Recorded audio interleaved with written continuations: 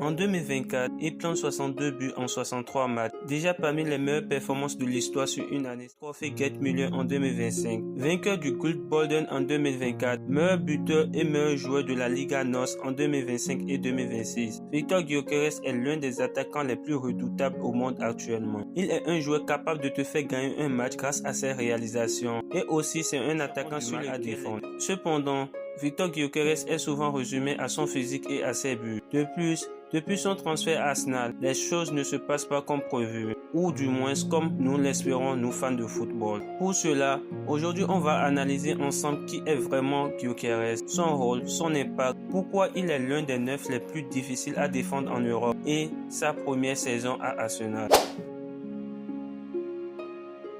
Viktor Gyökeres, né en juin 1998 à Stockholm en Suède, est un footballeur international suédois qui joue au poste d'avant-centre à Arsenal. Il possède également la nationalité hongroise. Il fait ses débuts professionnels avec le club suédois de IF Brommapojkarna en 2015, faisant plus de 50 apparitions avant de rejoindre Brighton Albion 3 ans plus tard. Viktor Gyökeres est ensuite prêté consécutivement dans plusieurs clubs, le FC Saint-Pauli, Swansea City et le Coventry City FC, qu'il décide de rejoindre définitivement en 2021. En 2023, le Sporting décide de le recruter pour un transfert record de 30 millions d'euros. Dès sa première saison, il aide le club à remporter le titre de champion. Il remporte également la Bola de Plata pour avoir été meilleur buteur du championnat du Portugal avec 29 buts en 33 matchs, ainsi que le titre de meilleur joueur de l'année. En 2025, il est transféré à Arsenal lors du mercato estival pour la somme de 67,5 millions d'euros. Viktor Gyökeres représente l'équipe de Suède et fait ses débuts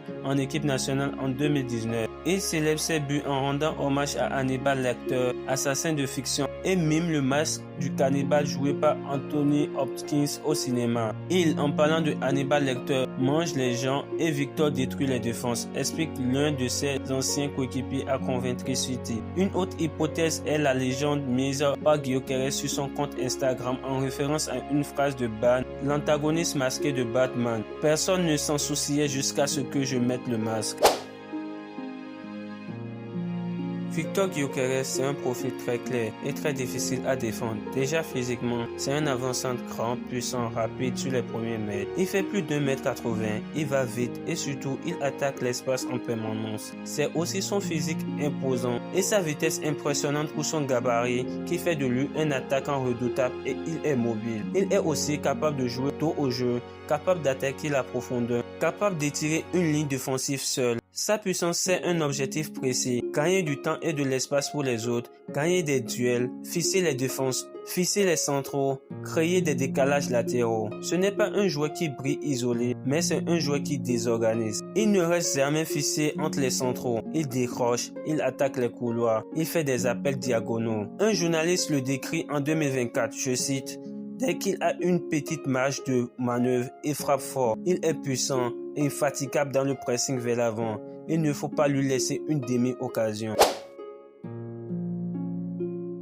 Joueur puissant et rapide avec le ballon à ses pieds, doté d'une bonne finition. Il utilise sa force pour sécuriser la possession lorsqu'il est sous pression par exemple, ou pour garder la balle suite à un dégagement. Cela permet à son équipe de remonter le bloc ou de gagner de précieuses secondes dans un match. Au-delà de son volume de jeu, de son endurance et de sa finition, on peut retenir sa capacité à surprendre techniquement ses adversaires dans les petits espaces et à improviser balle au pied si besoin. Sa qualité de finition incroyable et ses buts en série offrent des victoires à son équipe. Dans la surface, il frappe vite. Il joue souvent en une ou deux touches. Il attaque le premier poteau avec agressivité. Il transforme beaucoup d'occasions en situations favorables. C'est le genre d'attaquant qui aide une équipe à gagner des titres. Gyökeres presse, décroche, replonge et c'est précieux pour une équipe car ça pousse les autres à se donner plus quand on voit que l'attaquant devient le premier défenseur. C'est un attaquant qui impose un rapport de force permanent. Gyökeres a également des limites. Il n'est pas naturellement dominant dans le jeu aérien placé, dans les blocs bas très organisés, dans les équipes à possession stérile et il est limité dans la créativité dos au but. Il a besoin de rythme, d'espace, de ballon rapide. Dans une équipe qui monopolise sans accélérer, son impact diminue.